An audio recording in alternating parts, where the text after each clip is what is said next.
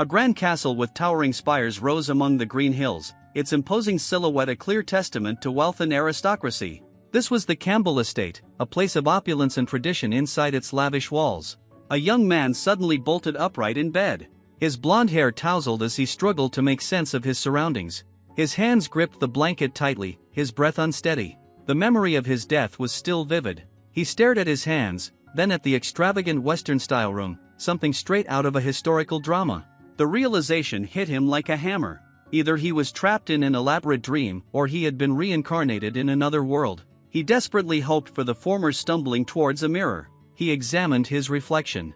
A young man, no older than 17 or 18, with a face that was both familiar and subtly different. And then it clicked. This was not his body. Panic crept in as he pieced together the horrifying truth, seeking proof of reality. He grabbed a knife from the ornate dresser and pressed it against his finger, wincing as sharp pain shot through him. The stinging sensation confirmed his worst fear. This was not a dream. This was his new, unfortunate existence. If reincarnation had to happen, there were better choices. The hero, perhaps inside character with potential. But fate had decided otherwise. He recalled a novel called The Strongest Heroine in History, a novel he had once read religiously, and within its pages existed a character doomed to failure. Moon Campbell, a useless, pathetic, womanizing fool who was exiled and forgotten by chapter 20. The mere thought made his stomach turn. The name alone was enough to make him want to scream.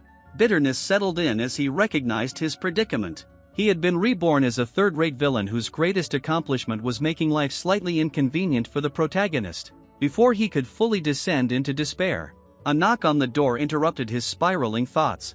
He responded with as much composure as he could muster, allowing entry amid, and stepped inside with the poised grace of someone accustomed to handling privileged nobles. She informed him that his outfit for the upcoming banquet had arrived.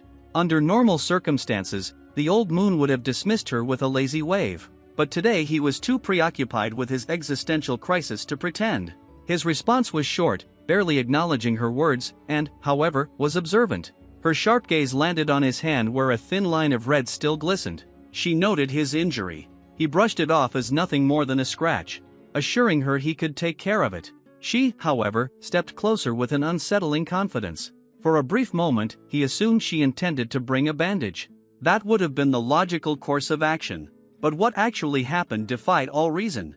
Without hesitation, she took his hand, brought it to her lips, and licked the wound.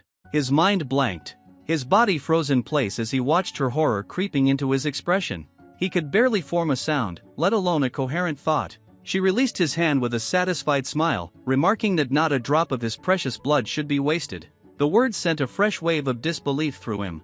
His mouth opened and closed as he struggled to process the situation, meanwhile, and remained entirely unfazed, advising him to take better care of himself before turning to leave. When the door closed behind her, he exhaled sharply. His heart still racing, and then, like a delayed impact, realization struck him full force.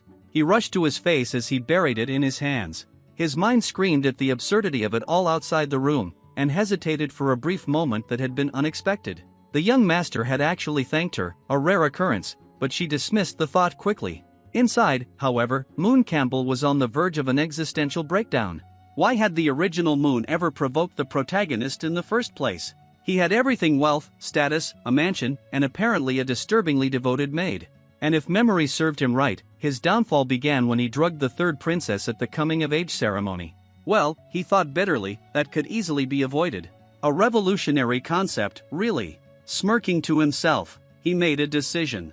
He would stay rich, keep his head attached to his body, and avoid exile at all costs. But then a chilling realization struck him. When was the ceremony? His gaze darted to the outfit and had delivered the color drained from his face. Horror dawned upon him tomorrow. A moment of absolute silence passed before the castle walls shook with a single thunderous cry of frustration. Sprawled on his bed, Moon frantically searched for any clue, any sign of guidance in this new world. He called for a system, a wise mentor, a goddess, anything that could offer him an advantage. But there was nothing. Just silence. Panic settled in as the realization struck him again. The ceremony was tomorrow. There was no time to rewrite history, no way to alter the course of events that would lead to his downfall. Would apologizing be enough? He doubted it. Another thought struck him. A far worse scenario. What if they forced him to grovel? What if he had to endure something humiliating, like licking the protagonist's feet in front of the entire nobility? A shudder ran through him, but then a flicker of resolve. A real man, he told himself, wasn't afraid of a little humiliation. If it came to that, he would do it with dignity. His mind wavered for a brief moment, on the condition that she at least wore black stockings, and then he steeled himself. He would fall to his knees before the heroine at the speed of light and bow 3 times, if it meant survival, before he could fully embrace his tragic fate. Something hard smacked him right in the head. Stunned, he rubbed his forehead, scowling as he searched for the culprit. A book lay on the bed beside him, radiating a faint magical energy. At first glance, it looked like a simple tome, but as he held it, excitement surged through him. This was it. His cheat.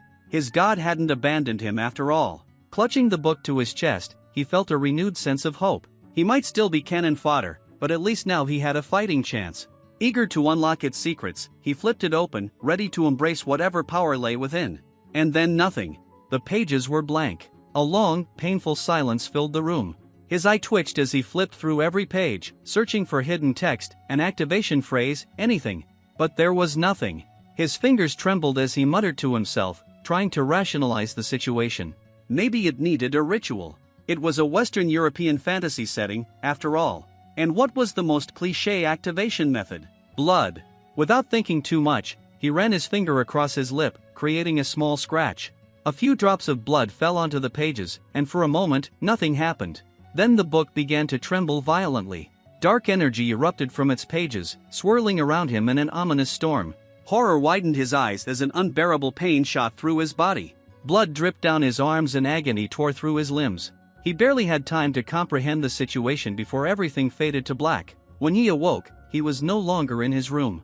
Chains bound him in a dark, cold space, his body aching from unseen wounds. His vision blurred, but as his surroundings sharpened, a figure emerged from the shadows. A girl with chilling red eyes. She smiled at him, sweet yet cruel, and whispered that she had been waiting for him to wake up. A surge of panic hit him as he struggled against the chains, but they held firm. Pain shot through his limbs and she let out a disapproving sigh, remarking that pain was necessary. It was meant to teach a lesson. His mind reeled. What lesson? What was happening? She spoke again, her tone almost regretful. She said that this shouldn't have happened to him, but it was his own fault. His cruelty, his arrogance, his selfishness had led him here. His jaw clenched at the accusation, ignoring his unspoken protest. She continued with eerie certainty. She claimed that his purpose had always been to hurt others, to make them despise him, to make them hate him. And in doing so he would belong only to her. A deep chill ran down his spine as her lips curled into a grim smile. But then something in her expression shifted, her red eyes gleaming with dark devotion. She declared that it didn't matter. She would fix him with her love, no matter how long it took. His breath hitched, stomach twisting as her voice softened with terrifying sincerity. She assured him that they would always be together, that not even death could separate them. And then he screamed. Moon jolted awake, gasping for breath. His heart pounded violently. His body drenched in cold sweat. He clutched the sheets, struggling to convince himself that it had been just a dream, but had it? His muscles still ached. His arms burned where the chains had held him. It had felt real. His breath caught as his gaze landed on his arm. Dread slithered down his spine. If this book was supposed to be his advantage, then why did it feel like it was actively working against him? With shaking hands, he flipped the book open again. This time, ominous letters stared back at him, sending a shiver through his very soul. Do not try to change your destiny.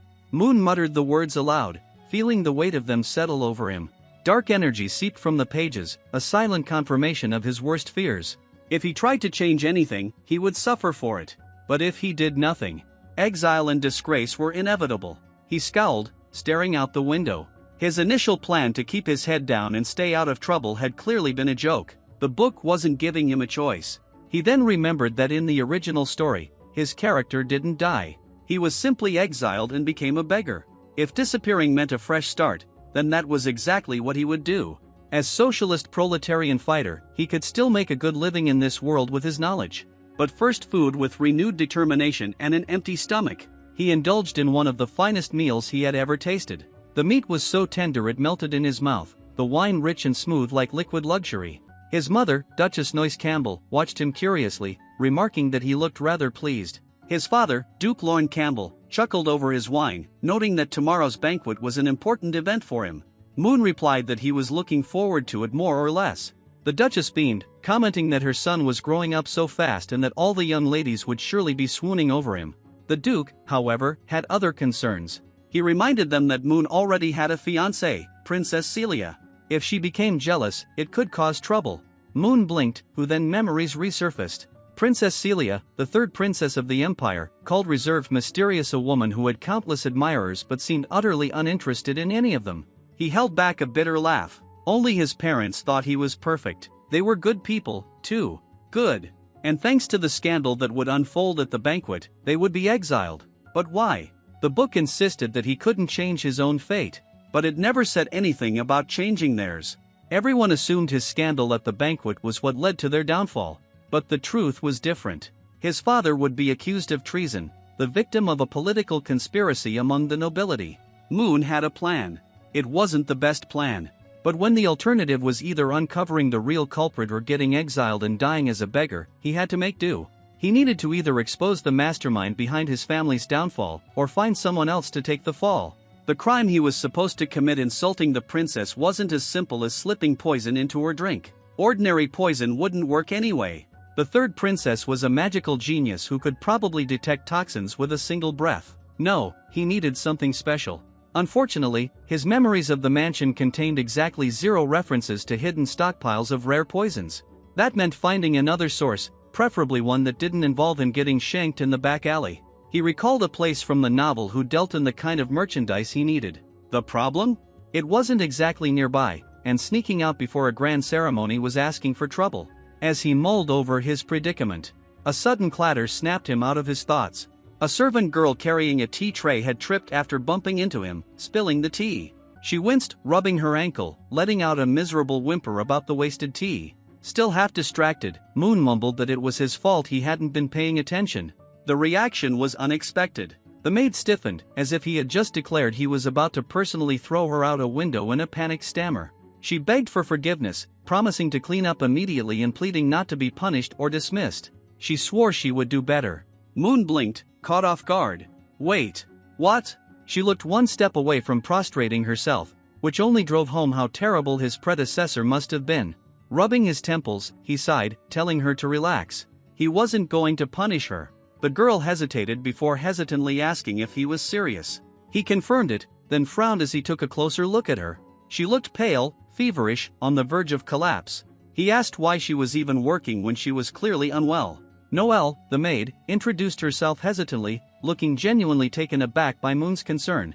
It was as if the idea of basic human decency was completely foreign to her. She quickly tried to brush off the issue, explaining that there weren't enough workers due to the upcoming banquet preparations. Moon responded flatly that it was a dumb excuse. Sick people shouldn't be working. The logical solution was to hire more servants. A thick silence followed, so heavy it could have been cut with a dull butter knife, and another maid exchanged glances with Noelle before replying cautiously. She reminded him that he had explicitly forbidden hiring outsiders, claiming they were filthy. Moon fought the urge to groan. His past self was truly the worst. Without hesitation, he announced that he had changed his mind and ordered them to bring in more workers and nodded, ever composed. But Moon caught the way. She eyed him as if bracing for an impending disaster. It was obvious she intended to keep a close watch on him from now on. He ignored it. There were more important things to worry about. He needed something that could help him escape his fate. A VIP pass to the black market. His past self, despite being utterly useless, had at least managed to acquire one redeeming item. After ransacking his belongings, he finally found a sleek black card practically radiating illegal activity, twirling it between his fingers. He muttered aloud, wondering if his original self had been a complete scumbag. The answer was almost certainly yes. With his golden ticket in hand, he made his way to the Chessford trading house, using the excuse of purchasing jewelry for his parents. Then, slipping away unnoticed, he headed toward the infamous city of Beleren.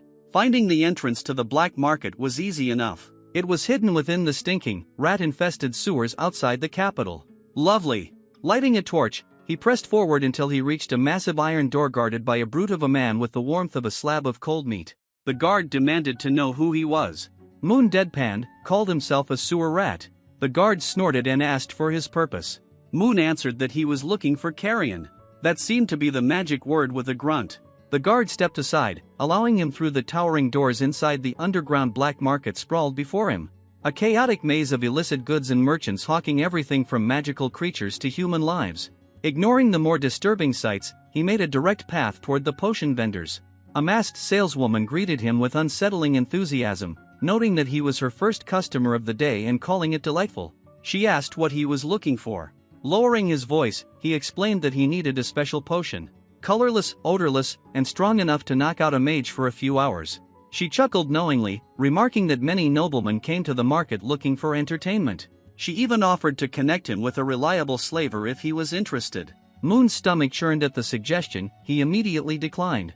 As he turned to leave, her cheerful tone dropped into something more sinister. She remarked that he was lucky because she just so happened to have exactly what he was looking for. Something about the merchant immediately set him on edge. She was completely hidden beneath the cloak, her voice altered by magic, and even her body was disguised. It was as if someone had taken pure paranoia and wrapped it into a neat little package. Yet as she moved, gesturing and rummaging through her supplies, certain details became apparent. Despite all her efforts to hide it, she was definitely a woman. Interesting. A mysterious merchant hiding her identity in a place like this could only mean one thing. She had something to lose. And people with something to lose were people worth knowing. A plan began to form in Moon's mind. If he could establish a good relationship with her, she might prove useful after his inevitable exile. Because, let's be honest, at this rate, he was about as doomed as a candle in a hurricane. The merchant told him to wait a moment while she searched for the potion. Moon wasn't in a hurry. The most important thing was making sure he got what he came for. But before she could return, another figure appeared.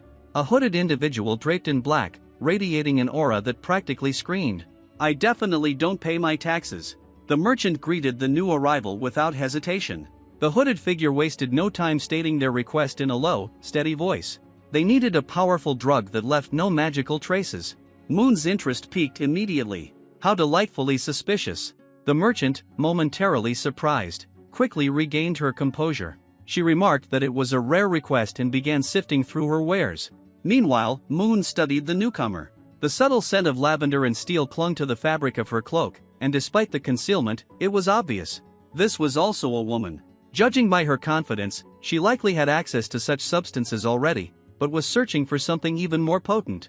The merchant finally turned to Moon, presenting him with a vial.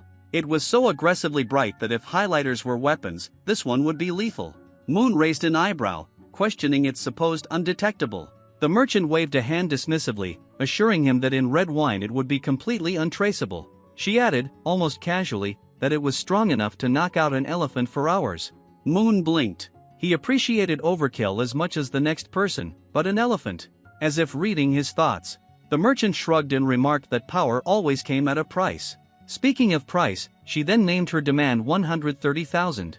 Moon was about to mentally curse his lack of funds when the hooded woman made her move. She stated that she would pay with information. The merchant, intrigued, leaned forward, asking just how valuable this information was. The woman responded that it was worth more than gold. Moon watched as the two struck a deal. At first, the merchant examined the notes skeptically, but after a moment her expression shifted, a slow grin spread across her face. Whatever she had just learned was far more valuable than any bag of coins. The hooded woman, satisfied, took her potion and disappeared into the shadows with practiced ease. Moon, never one to waste an opportunity, flashed his VIP pass at the merchant. Her interest piqued without warning, she tossed him a small extra vial. Suspicious, he asked what it was. She smiled, explaining that it was an enhancement, something to make the red potion even stronger. He thanked her. Then ever the opportunist, casually fished for information about the hooded woman. The merchant smirked before making a counteroffer. If he wanted to know more, he could, simply buy the woman from her for 90,000. Moon narrowed his eyes immediately, pointing out that she had just made that number up. The merchant's grin widened. Fine, then. 90,000 without hesitation. Moon turned to leave, deciding he had heard enough. As he stepped out, he could practically hear the merchant's laughter behind him. The kind of laughter that said, "I just made a profit and you'll never know how much outside." Moon processed everything that had just happened. The black market was a cesspool of opportunists, and if he wanted to navigate it properly, he would need someone more reliable in his corner. Meanwhile, back in her shop, the merchant remained seated, chuckling to herself. She hadn't expected today to be particularly eventful, but it seemed things were about to become far more interesting. After all, the third princess herself would be at the banquet. New servants were being hired at the Campbell estate, and an aristocrat was snooping around for undetectable drugs. The second prince, who despised his talented sister, might find this information worth purchasing. The duke, who had fallen out with the Campbell family, might also be willing to pay for it. Why pick sides when one could sell to both? A wicked smile crossed her face. She was about to kill two birds with one stone and make a fortune doing it. The grand halls of Campbell Palace shimmered with opulence, chandeliers casting a golden glow over the noble guests. They had nothing better to do than sip expensive wine and whisper judgments about each other behind forced smiles. The event was as suffocatingly sophisticated as expected: silk dresses, polished shoes, and enough strained pleasantries to make even the paintings on the walls look uncomfortable. Moon stood at the center of it all, playing the role of a charming young noble. It was a drastic departure from his predecessor's usual arrogant persona. He had barely adjusted to his surroundings when a marquis approached, dragging along his daughter as though presenting an unwilling sacrifice. The marquis introduced her Lady Evelyn, his tone carrying the enthusiasm of a man delivering bad news.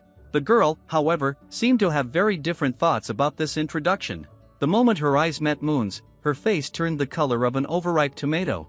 Beads of nervous sweat formed on her forehead as her hands fidgeted with the fabric of her dress.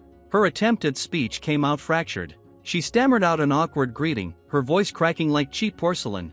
Moon raised an eyebrow, waiting for the usual pleasure to meet you, or at least a half-hearted courtesy. Instead, her wide eyes darted around, frantically searching for an escape route.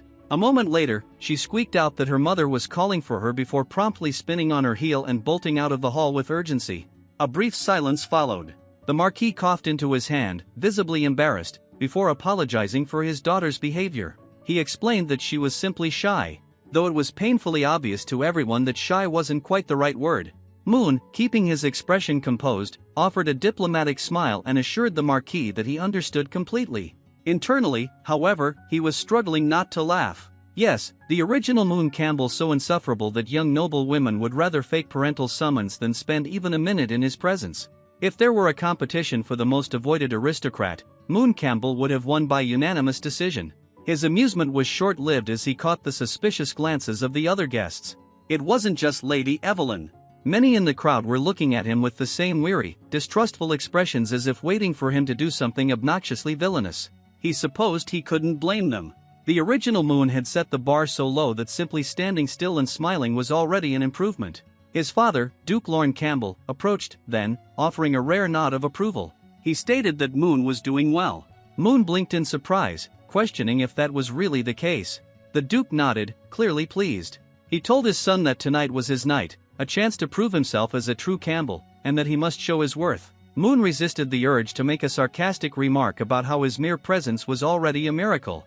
Instead, he nodded respectfully and assured his father that he would do his best before anything else could be said. The sharp sound of a staff striking marble echoed through the hall. A hush fell over the crowd as an announcer's voice rang out, declaring the arrival of Her Imperial Highness Third Princess Celia Leopold. The air itself seemed to freeze. Celia entered with an aura of elegance. Her steps measured, her posture flawless. Blessed by the goddess of ice and snow, she carried herself with untouchable beauty, the kind that left commoners awestruck and nobles wary. Her silver blue gown shimmered beneath the chandeliers, perfectly complementing the cold sharpness of her gaze as she surveyed the room, silently assessing who among the attendees was even worth acknowledging as the last of the esteemed guests arrived. Moon's father placed a firm hand on his shoulder. A rare smile crossed the Duke's usually stern face as he said he would be leaving to greet the other Dukes. He reminded Moon not to neglect the princess. Moon responded with practiced confidence, placing a hand over his chest in a show of aristocrat discipline. Celia made her way toward him, each step measured and poised, almost as if she were floating rather than walking. She greeted him formally, remarking that it had been a long time.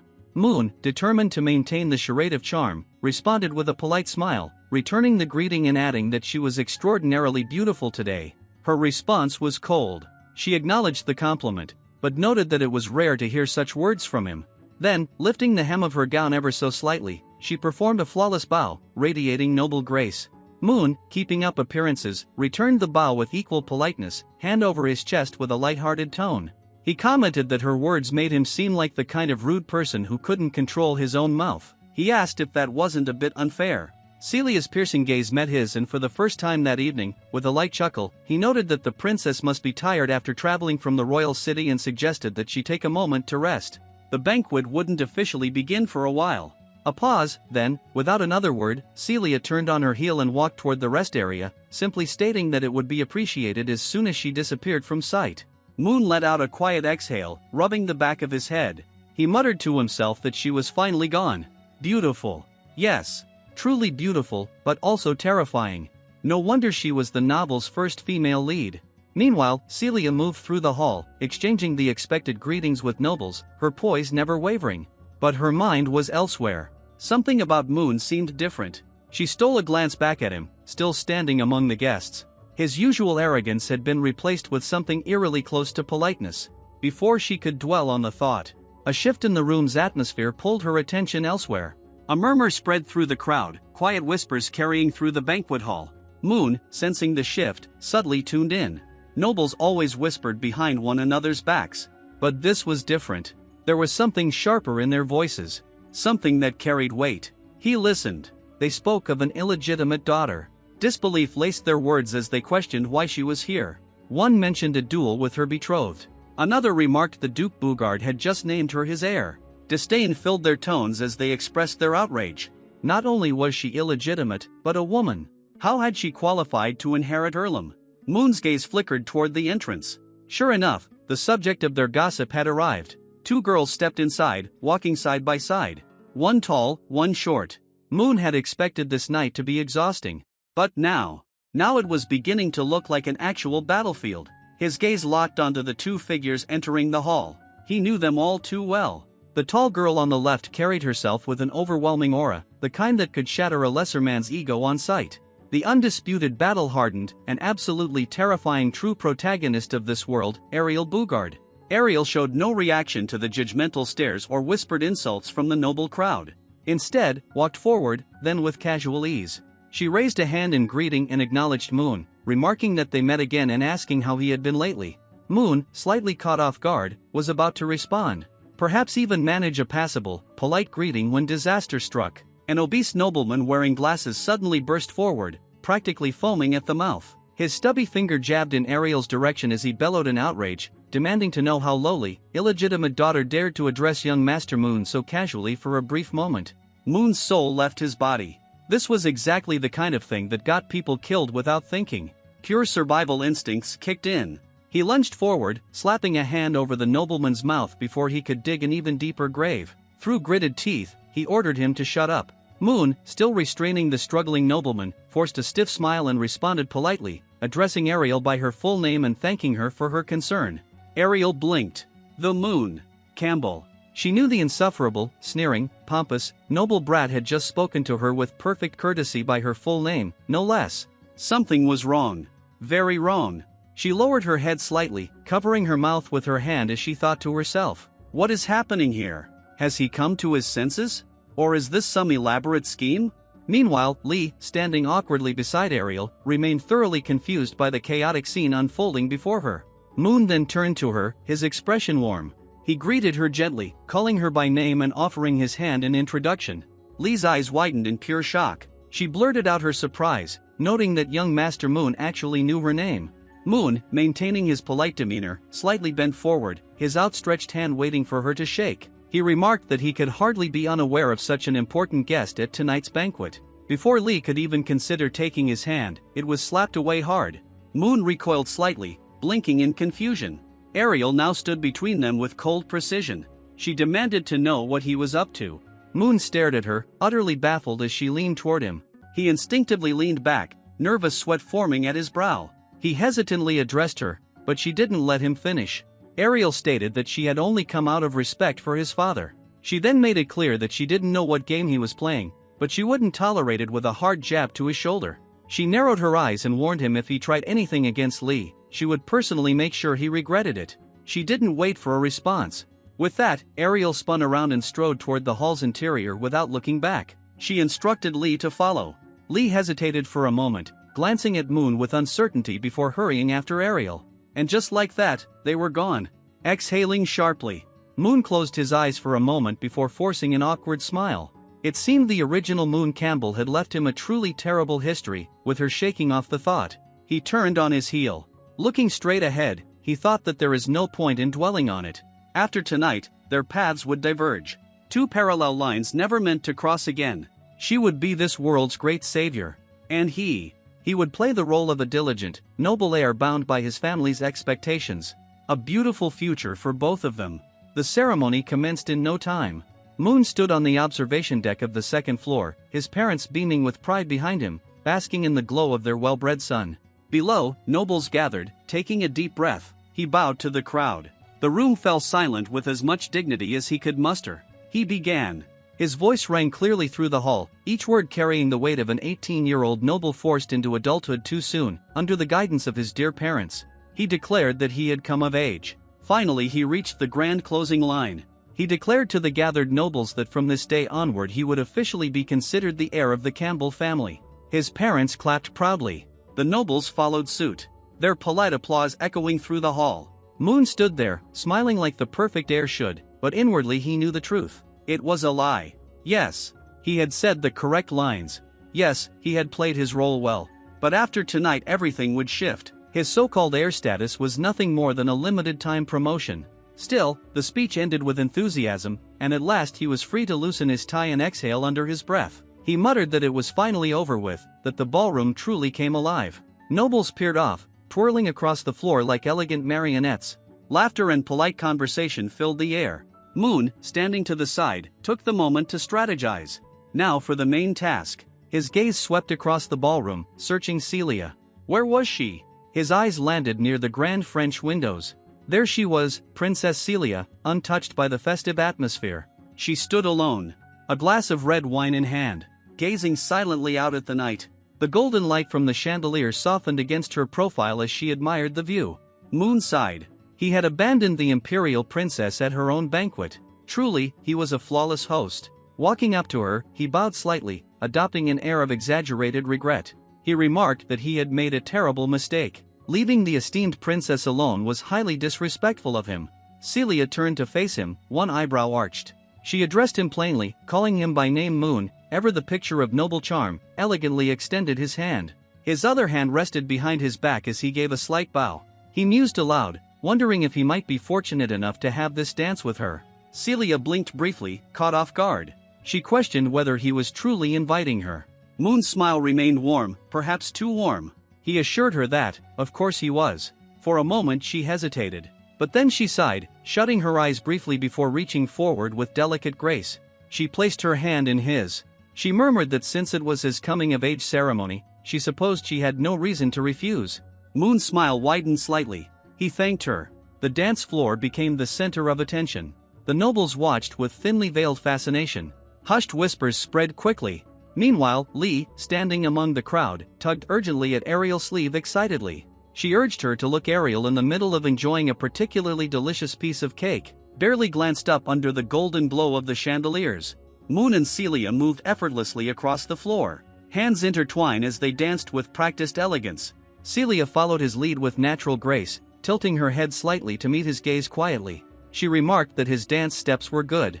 Moon, flashing his signature polite smile, thanked her for the praise, but assured her that this was only the beginner's level. As they danced, Celia studied him closely. Tonight's interactions had confirmed something she had been suspecting for a while. She stated that he had indeed changed. Moon raised an eyebrow, already sensing where this was going. With exaggerated curiosity, he asked, in what way had he not been behaving like a nobleman? Celia's expression remained unreadable. She clarified that it wasn't about his manners. It was how he invited people. Moon blinked, confused. She explained further. She recalled the last time he had invited the daughter of a viscount to the academy ball. Then, without hesitation, she deepened her voice, perfectly mimicking his old, pompous tone. She quoted his exact words. "Woman, rejoice and cheer. I have mercifully rewarded you with a dance with me." Moon physically recoiled. His soul momentarily left his body. Avoiding eye contact, he turned his head slightly, struggling to come up with a response. Celia, however, showed no mercy. Her smirk faded, her tone turning cold as she asked if she had imitated him. Well, Moon forced a smile, the picture of strained politeness. He admitted it was his mistake and suggested, with clear desperation, that they pretend it never happened. Unfortunately for him, Celia had a sharp memory and an even sharper tongue. Before she could continue his verbal execution, the orchestra transitioned smoothly into the next section of the song, prompting the dancers to shift positions. Celia leaned slightly into him, and Moon, ever the gentleman, held her hand a little tighter to guide her through the new steps. Then, lowering his head, he whispered in her ear. He asked if after this dance he might invite her to his room. Celia instantly stiffened. Her expression darkened, and she prepared to reject him outright. She reminded him icily that although they were engaged, sensing the impending royal smackdown, Moon quickly interrupted. He assured her that he had no intention of overstepping any boundaries. He smoothly added that what he wished to discuss was their engagement. Celia blinked, momentarily caught off guard. Her icy exterior wavered just slightly before she raised an eyebrow, intrigued. As they moved with the rhythm, her voice a quiet murmur. She asked if he truly needed a private discussion with her regarding their engagement. He knew she would be skeptical, so he painted his deception carefully, grounding it in undeniable truths. He acknowledged that she did not like him, and stated that their engagement was nothing more than a political arrangement, a decision orchestrated by the emperor to maintain ties with his father. Celia's gaze flickered, but she remained silent, encouraged by the lack of immediate rejection. Moon pressed on. He explained that their engagement was merely a tool to maintain balance if she were to openly propose its cancellation. It would cast doubt on the royal family's credibility and strain her relationship with the emperor. He asked if he was wrong. Lowering his voice further, he whispered near her ear. He pointed out that at least when it came to ending their engagement, they shared the same goal. If they worked together, they could find a way to part without scandal or disgrace. He asked if that would not be preferable. Celia's eyes widened just slightly before she closed them, exhaling slowly as if weighing his words against her own unspoken thoughts. Finally, she answered. She acknowledged that the matter could only be discussed privately between the two of them. Moon concealed his satisfaction with a polite smile, but inside he felt a small victory. She believed him. She had taken the bait, just as he relished his small success. Celia spoke again, cutting through his thoughts like a blade. She asked where his room was. Moon froze. His mind stumbled over itself, trying to process her sudden question. His room now before he could formulate a response. Celia had already made her decision. Without hesitation, she took his arm and began leading him out of the ballroom.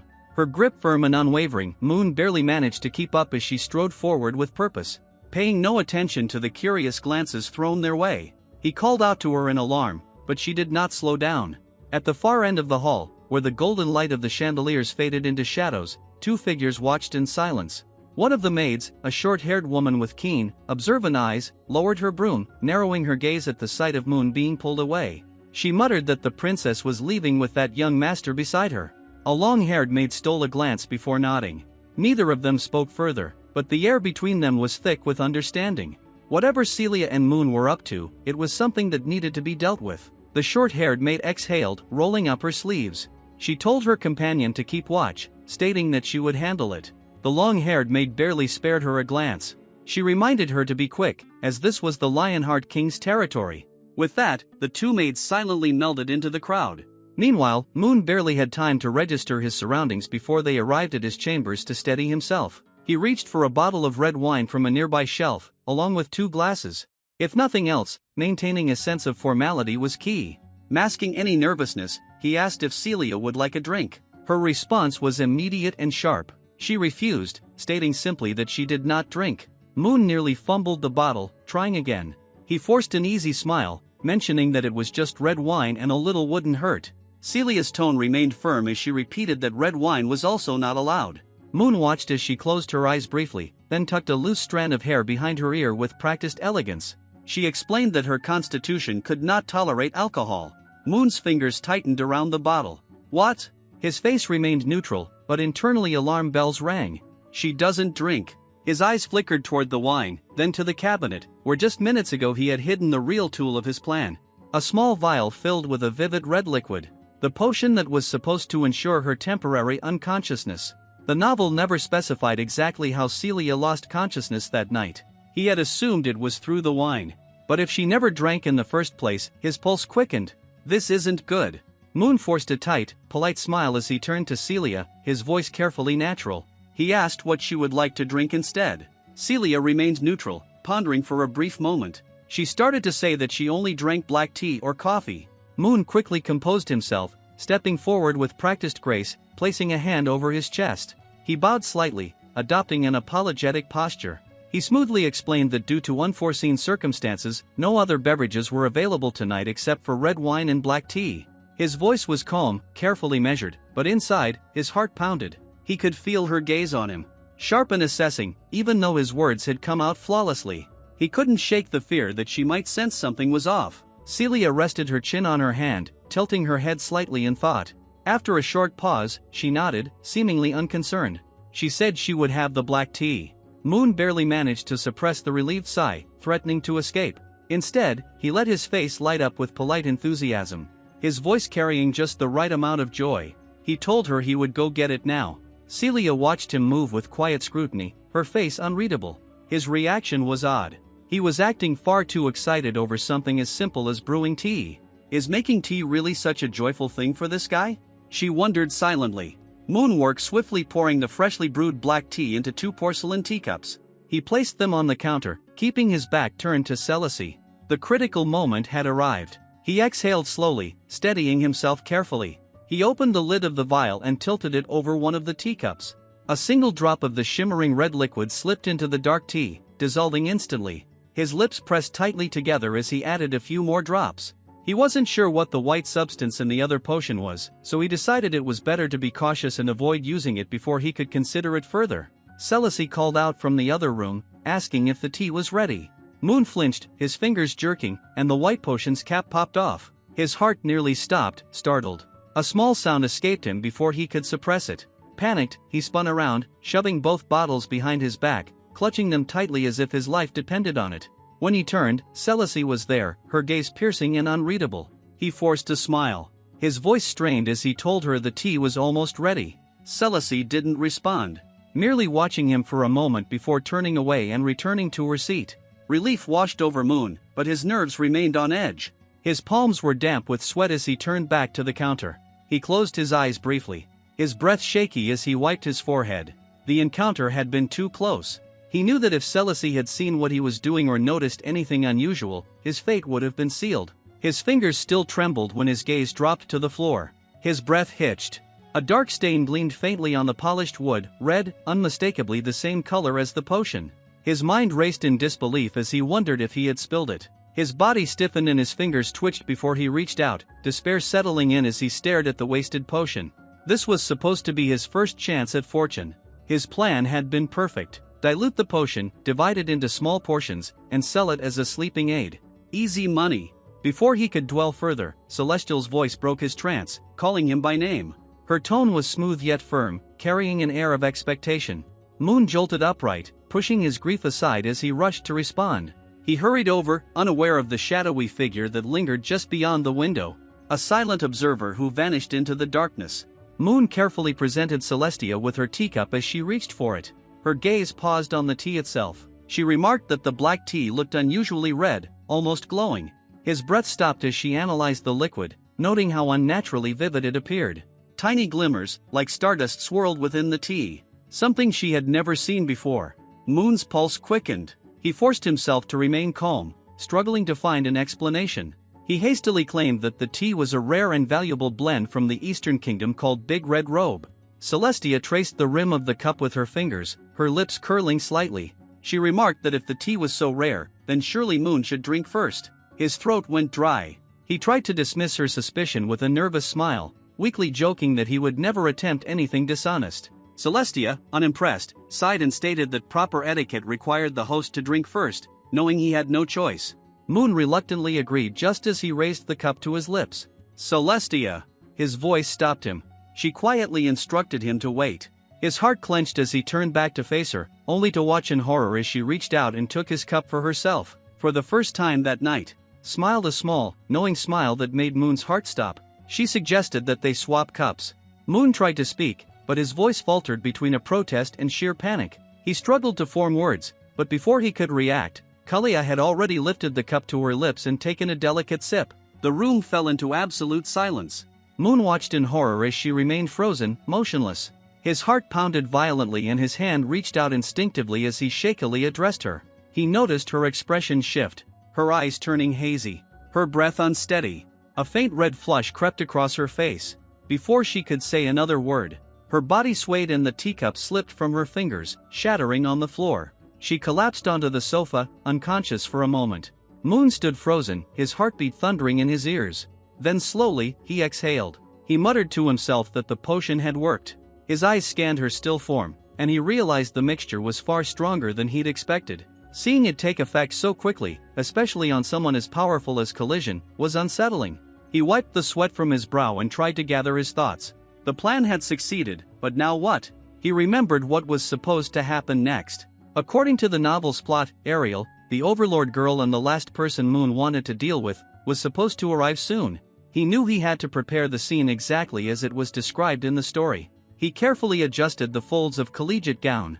Nothing improper, just enough to create the illusion of disarray that matched the novel's details. He ruffled his hair, loosened his collar and ensured he appeared just the right amount of disheveled. Everything had to be perfect. Glancing at the door, he took a deep breath. Everything was set. Now all he had to do was wait for the misunderstanding to unfold. Moon remained in the dimly lit room, fingers tapping anxiously on the wooden table as he stared at the door. Any minute now, Ariel was supposed to arrive. Sword drawn, ready to expose him, and turn this moment into a chaotic climax. But time kept passing. He glanced at his silver pocket watch, his brow furrowing. Too much time had gone by. He whispered to himself, wondering why Ariel hadn't arrived yet. By now she should have been here, confronting him, rescuing Collision and turning this whole staged scenario into a predictable mess. But half an hour had passed and nothing had happened. Unease began to build inside him. Moon retraced the events in his mind, piecing together the timeline. Then a memory surfaced. Noelle the maid. He recalled that in the original novel, a blonde maid had accidentally spilled tea on Ariel's dress, forcing her to leave for the bathroom where she was supposed to stumble upon his staged scene. But yesterday, Moon had dismissed all the sick maids, including Noelle. A cold realization settled over him. He had changed the plot. His gaze shifted to Collision, unconscious form. The glow of the lanterns flickered across her face, illuminating the unnatural flush in her cheeks and the faint crease in her brow. His hands clenched tightly. If the story had already veered off course, what else might change? He told himself to stay calm. There had to be a way to fix this. But before he could think further, something shifted in the room.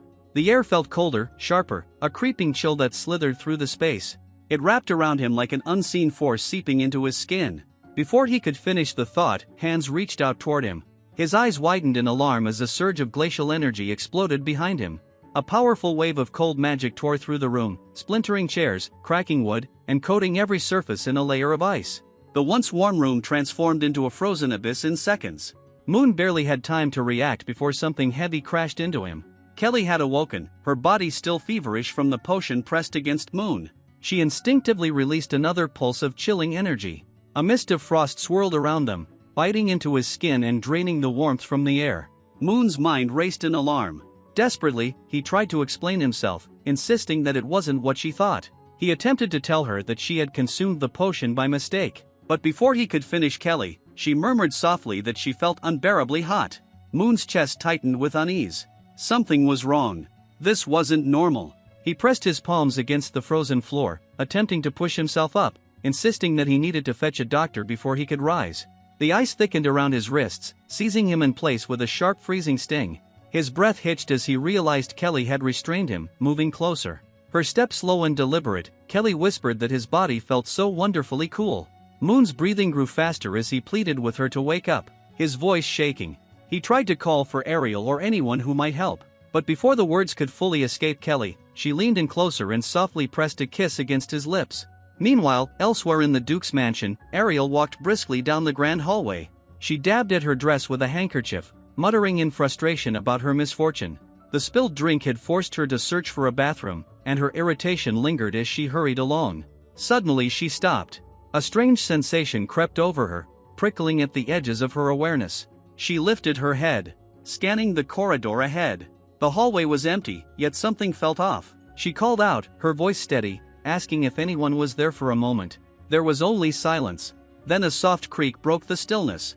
A maid stepped gracefully out of one of the rooms, her posture calm and composed. The maid greeted Ariel with a gentle smile and politely requested that she not proceed any further. She explained that the area ahead was restricted within the Duke's mansion and asked her to turn back. Ariel frowned at the unexpected restriction. As a guest, she had never been informed that parts of the estate were off limits. She questioned the maid, asking what exactly was restricted and why. The maid maintained her calm expression and explained that the information was confidential and that she wasn't authorized to say more. Ariel's displeasure grew, but before she could press the matter further, the maid's gaze shifted downward. Noticing the stains on Ariel's skirt without hesitation, the maid knelt gracefully to inspect the damage. She remarked that the dress was stained and, without waiting for a reply, offered to help. Before Ariel could refuse, the maid raised her hands, summoning a faint glow of emerald energy at her fingertips. Soft green magic swept over Ariel's dress, the stains dissolving effortlessly as if they had never existed. Ariel stared in surprise, running her fingers over the now spotless fabric. She murmured her amazement, impressed by the maid's skill. Curiosity flickered in her eyes as she remarked on the Campbell family's reputation, noting that even their maids possessed magical abilities. The maid responded humbly, downplaying her talent as nothing special. Moments later, the maid wiped her hands with a handkerchief and mentioned almost casually that the banquet would soon be serving a limited number of cheesecakes. She advised Ariel not to miss the opportunity if she enjoyed them. The words froze Ariel in place, but she took her favorite dessert was being served and there would only be a limited number. Her face lit up with excitement as she gasped in disbelief. Without hesitation, she spun around, already planning her dash back to the banquet hall as she turned. She called back to the maid, thanking her for the help but insisting she had something urgent to do. She needed that cake. The maid offered a gentle wave in response, her smile warm and polite. She wished Ariel well and reminded her to take care. Once Ariel's footsteps faded down the corridor, the maid slowly lowered her hand, the warm expression drained from her face, her soft smile vanishing like a candle snuffed out. Her gaze turned cold and unreadable. Ariel sprinted through the halls, even in her excitement. Her sharp mind drifted back to her brief encounter with Inan. Something about that maid unsettled her. Ariel recalled muttering to herself about the faint scent of blood that lingered around Inan. It wasn't strong or overwhelming, but with her heightened senses, she couldn't miss it. A faint metallic trace hidden beneath layers of perfume and soap. Something was off. There had also been another presence nearby. Someone watching. She had sensed them carefully concealed, observing from the shadows. Whatever was going on in the Campbell household seemed suspicious, but Ariel decided it wasn't her concern. As for Princess Celestia, Ariel remembered spotting her leaving the ballroom with Moon. She paused, briefly, wondering if she should be worried, but quickly dismissed the thought. She reminded herself that Elysia was a powerful magic prodigy, far too strong to be in any real danger. If anything, she thought it was Moon who ought to be careful with her concerns pushed aside. Ariel focused on what mattered most. The cake. Her expression hardened with determination, her fists clenched and her pace quickened. Nothing, she told herself, was more important than her petite cake. Meanwhile, elsewhere in the mansion, a woman with short dark hair stood against a cold stone wall, her fingers curled tightly around the hilt of a dagger. Eventually, the fading sound of footsteps confirmed what she had hoped. The threat had passed. Relaxing slightly, she murmured to herself that the visitor was gone. Across the room, a taller woman with long, flowing hair knelt on one knee, carefully tracing symbols onto the stone floor.